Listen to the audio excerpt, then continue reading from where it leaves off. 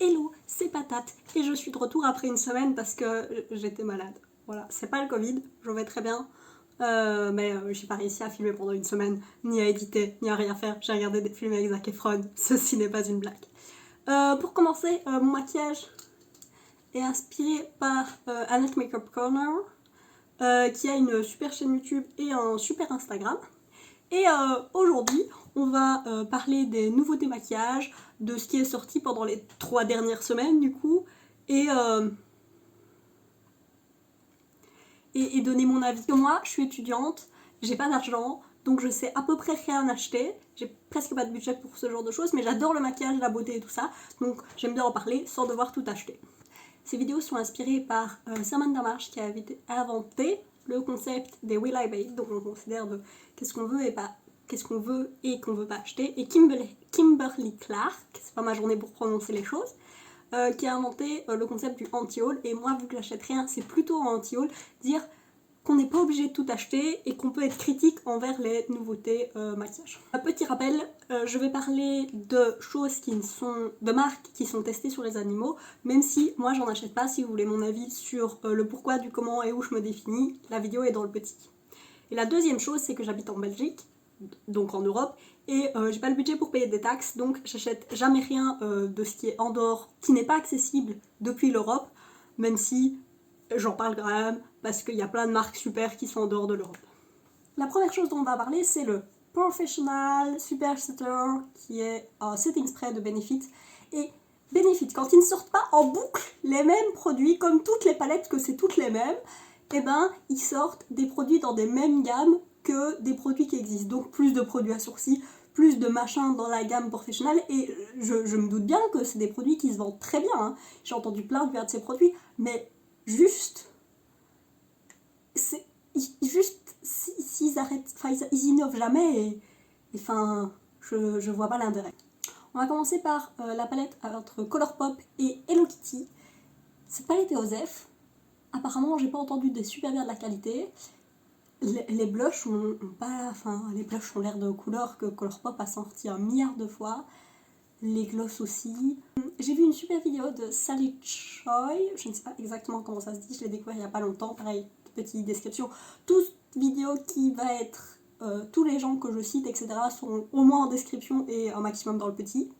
Du coup, elle a fait une autre palette, elle a revisité cette palette et qu'est-ce qu'elle aurait fait avec ces couleurs, et sa palette est tellement mieux quoi, juste mieux.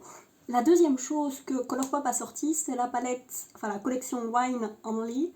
Alors les Super Shock, ben, certainement ils les ont déjà ressortis, c'est des couleurs qui sont ressorties. La palette, Colourpop n'a pas déjà sorti cette palette genre l'année passée, enfin cette année, en 2020-2020, c'était tellement long.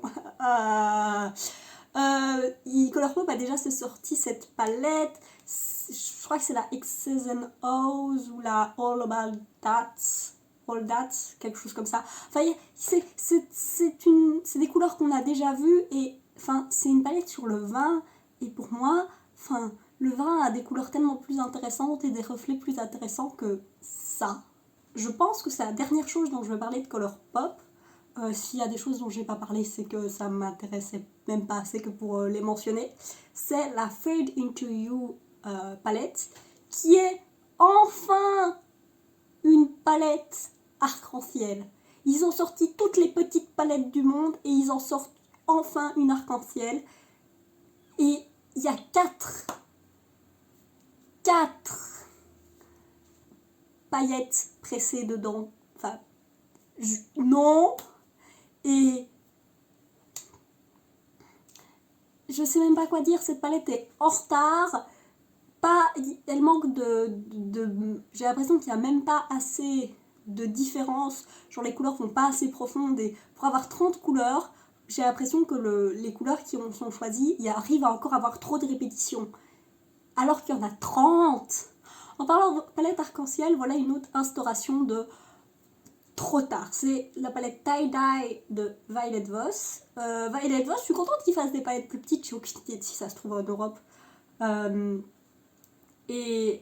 Et point de vue sélection de couleurs, pour une palette arc-en-ciel de type ton moyen, les 2 premières lignes sont très bien, ça fonctionne parfaitement pour ce que ça essaye de faire.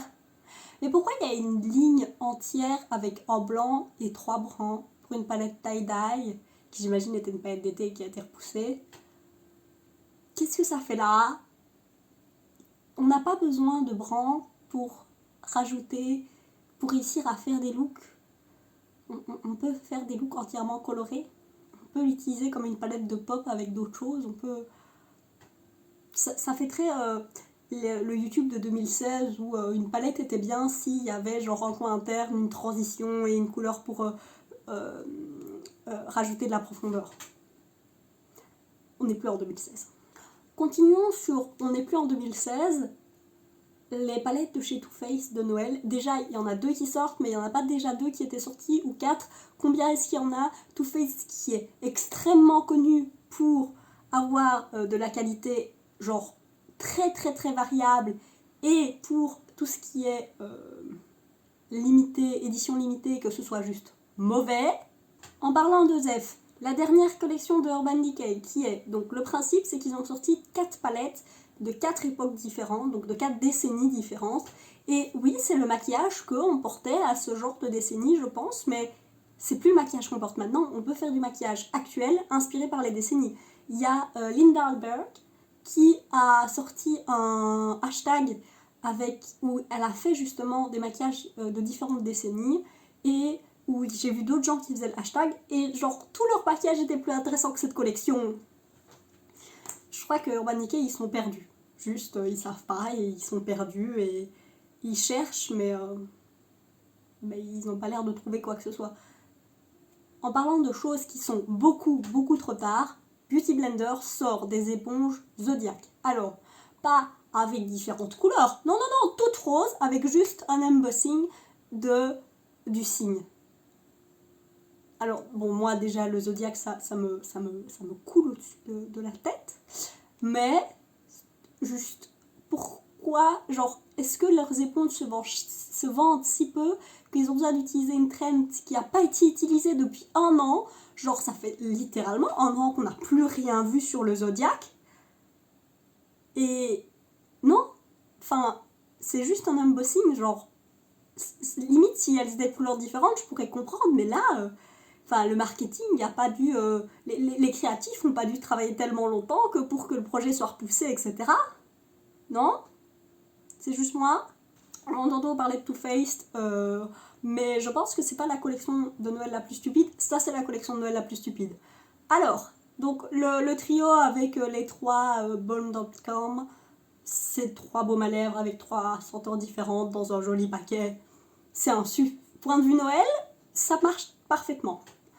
Mais l'autre qui coûte 75$ pour avoir un lip gloss et un collier doré avec un G, le sigle de la marque, donc Glossier, qui va acheter ça? Les marques ne sont pas des personnes, c'est même pas des artistes, c'est juste des marques. Pourquoi avoir un collier avec le logo d'une marque? Pourquoi? Quel créatif s'est dit que ce serait une bonne idée? C'est 75$ en plus. Non, pour un collier en plaqué or. Non. Mais quelle mauvaise idée.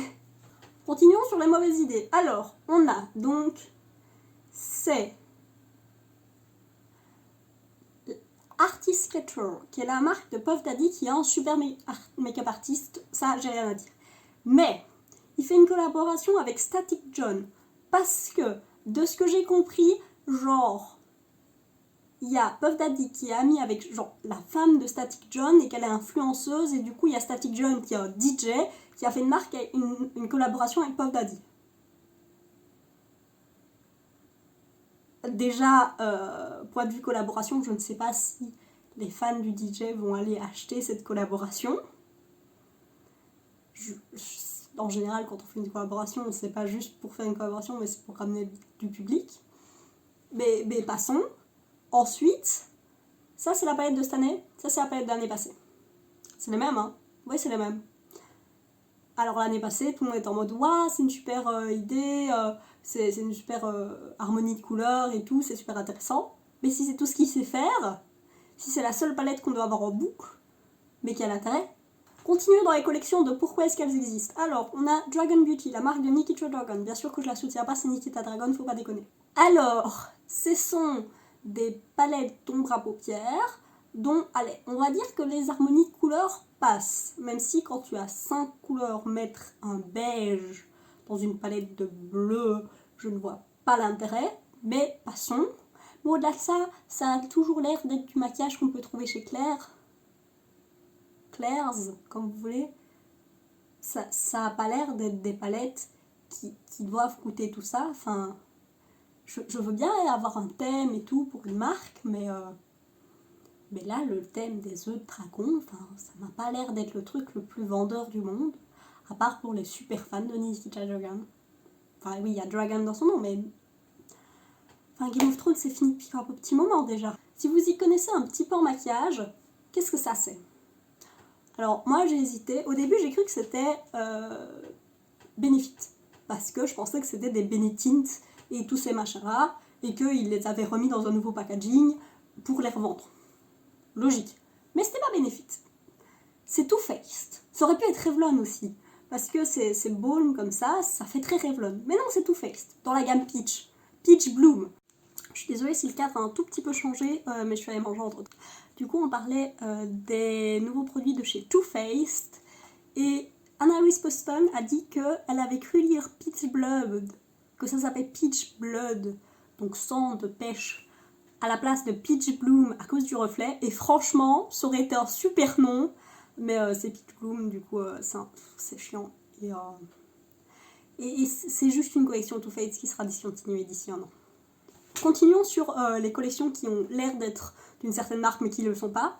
Ici, j'ai cru que c'était une collection de chez Ole Henriksen, qui est la marque de skincare suédoise. Je pense qu'il y a la Banana Bright et d'autres choses dans ce style. Mais non, c'est Milani qui met de la vitamine C dans des produits où la vitamine C n'aura aucun impact sur votre peau. Si vous voulez de la vitamine C, mettez-les, genre, de ce que j'ai compris, il faut mettre ça genre première chose le matin, sinon ça n'a pas d'effet. Sinon, ça va être super cher en Europe, comme tout Milani, si ça arrive en Europe. Ouais, non, le seul truc que je trouve intéressant, c'était qu'on aurait dit que c'était Ole Henriksen, mais en tant que produit, j'en ai pas grand chose à faire. On va finir dans les choses que je trouve totalement non nécessaires. C'est la nouvelle collection de KKW Beauty, donc la marque de Kim Kardashian, qui est une palette de neutres comme toutes les palettes qu'elle a sorties à peu près, sauf une. Et c'est des mini lip gloss, des mini crayons, des duos de blush et des bronzers qui ont l'air d'absolument tenir qu'une seule carnation, mais on va espérer que dans le reste de sa ligne, il y ait de quoi couvrir le reste des gens. Voilà. Je n'ai pas grand chose à dire de plus. C'est fort la même chose en boucle. Après, j'imagine que ça se vend s'ils refont la même chose en boucle, mais c'est clairement pas pour attirer des nouveaux... Pour essayer d'attirer de nouveaux consommateurs, c'est peut-être pas la meilleure stratégie selon moi. Il y a Urbanica qui sort en nouveau, donc ça s'appelle Tinted Glow Naked Hydromaniac. Déjà, quand on dit Tinted Glow, j'imagine genre un truc très léger, genre le Glossier Skin Tint. Mais non, c'est un fond de teint de couvrance moyenne, donc j'ai l'impression que le marketing ne fonctionne pas avec ce qu'ils veulent en faire.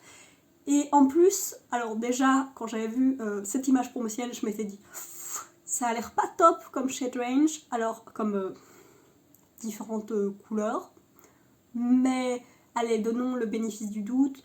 Il y a des couleurs plutôt foncées et des couleurs plutôt claires, même s'il y a l'air d'avoir beaucoup plus de couleurs claires que de couleurs foncées. Disons que c'est des trucs plus légers, donc ça peut couvrir plus de personnes, même si, soyons réalistes, si le sous-ton n'est pas bon, si c'est trop clair, si la couleur la plus foncée est trop claire, ou si la couleur la plus claire est trop foncée, ça ne va pas fonctionner, surtout pour quelque chose de couvrance moyenne. Si c'était quelque chose de couvrance claire, à la limite, mais couvrance moyenne, ça m'a l'air bon. J'ai découvert ce compte Instagram qui est The Holy Glossy Bell, j'imagine, qui fait une une série qui s'appelle #Shitty Series, où en gros elle prend des sorties de produits de fond de teint et anti-cerne, etc. et elle les met simplement sur une échelle de couleurs pour voir comment est-ce que les couleurs sont réparties de manière vraiment sans... juste vraiment comment est-ce que les couleurs sont réparties. Et on peut voir que oui, il y a clairement beaucoup plus de couleurs claires, qu'il y a presque pas de couleurs foncées, qui vont pas très foncées, qui vont pas très claires. Voilà, enfin, ça se voyait déjà, mais là c'est vraiment plus visible. Allez la suivre sur Instagram, c'est super intéressant ce qu'elle fait. On va finir sur les choses trop tard, etc. avec cette palette de Storybook Cosmetics qui s'appelle la Starry Night, qui est inspirée de la peinture de Van Gogh. Et au dernier épisode, j'avais parlé de cette palette, qui est la palette juste Van Gogh de Muji Beauty. Et elle est tellement mieux, elle est tellement plus intéressante. Avec 9 couleurs, j'ai l'impression qu'il y a plus d'intérêt, plus de variété que dans ces couleurs-là. Et puis Storybook, ça fait 3 ans qu'ils la teasent. Non, vous avez réussi à teaser une palette tellement longtemps que quelqu'un d'autre a pu en sortir une avant que vous pouviez sortir la vôtre. Il y a Fenty qui a sorti 2 produits depuis la dernière fois que j'ai fait une vidéo. Le premier, c'est leur version du Gloss Bomb en fini crème, donc avec un peu plus de pigmentation parce que le Gloss Bomb, le premier, est très très peu pigmenté et il y a des paillettes, etc. Et là, c'est vraiment un fini crème. Et les couleurs ont l'air super belles, genre c'est des couleurs qui sortent un peu de l'ordinaire, genre le nude a l'air très très jaune, le rose est lilas, il y a un rouge mais qui est pas juste rouge, il est un petit peu bordeaux. Les couleurs ont l'air vraiment bien. Et le deuxième produit qui sort, c'est leur fond de teint, donc le Pro Filter Soft Matte Foundation en version poudre. Et c'est super parce que pareil, c'est aller chercher des gens avec un produit existant qui est plutôt aimé par les gens qui ont un certain type de peau. Ils ont une version mat, ils ont une version plus hydratante et là ils ont une version poudre pour les gens qui préfèrent ce genre de fini. Comme d'habitude, l'éventail de couleurs est nickel parce que c'est Fenty qui a fait le nouveau standard, donc voilà. La nouvelle palette de chez Viseart, qui est une marque indépendante française, j'en avais aucune idée. Je suis belge mais européen c'est déjà pas mal. Et qui est très connue pour faire des grandes palettes à genre 80 € vraiment pour les maquilleurs professionnels. Et là ils ont sorti tout plein de choses pour plus des consommateurs lambda. Et dans cette vague ils ont sorti cette palette. Et cette palette est, je trouve, très jolie, plutôt bien équilibrée pour une personne qui aime plutôt les notes, même si elle va assez profond, que les mauves, enfin les violets sont vraiment violets. Et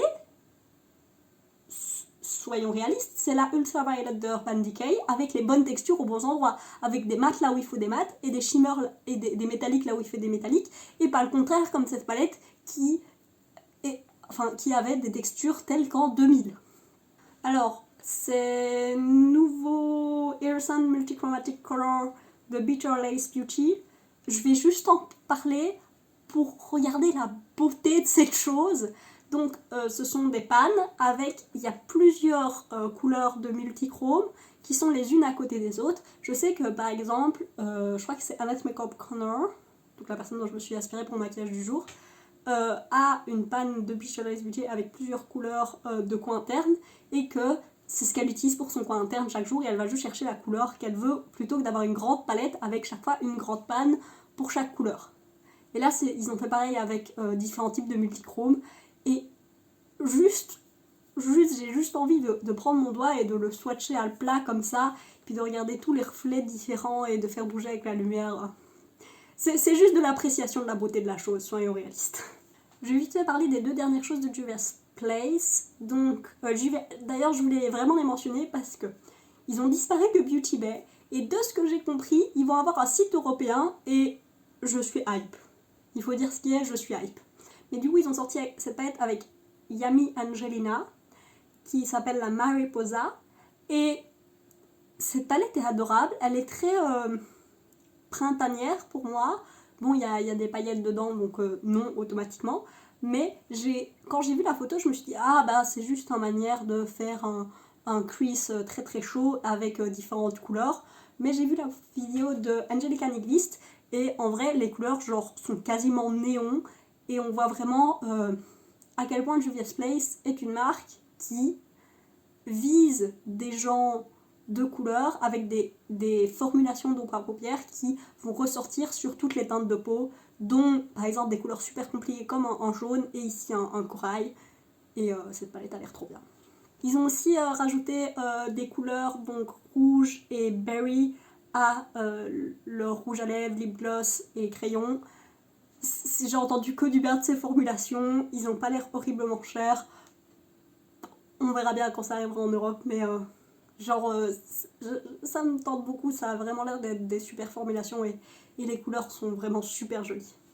Alors je voulais parler de Danessa Myricks qui est une make-up artiste américaine. Si vous la suivez pas sur Instagram, allez voir son Instagram est juste magique. Et elle a sorti ses multichromes en liquide. Il y a Kinky Sweat qui a fait une review et apparemment ils crissent horriblement et c'est vraiment genre juste tu les mets, tu fais la vidéo et puis ça fonctionne pas, c'est pas des produits à porter sur le long terme, peut-être en liner, du coup je suis la déception, mais juste pour les vidéos de Danessa Myricks, ils sont magnifiques, pareil, c'est juste dire ouah c'est joli, mais pas du tout pour les posséder. Si je devais acheter des multichromes, je les achèterais chez Cliona, comme tout. Et c'était la dernière chose dont je devais parler, donc je vais finir là-dessus. J'espère que vous passerez une bonne journée et je vous envoie plein des bisous. Salut!